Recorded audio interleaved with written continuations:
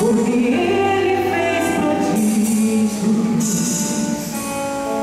Sua mão e o seu braço forte e santo alcançaram-lhe a vitória.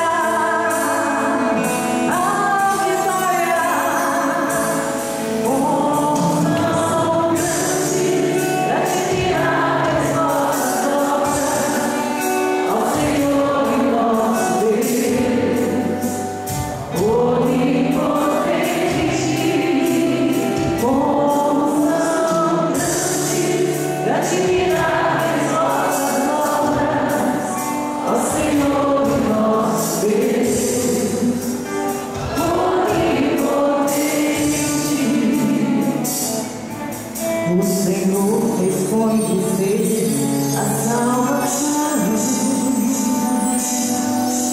e as nações sua justiça.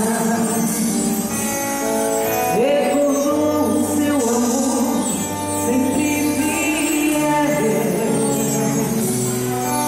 pela graça de Israel,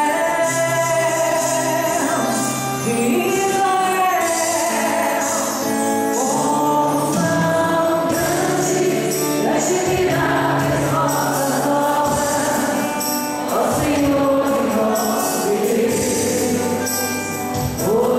onipotente.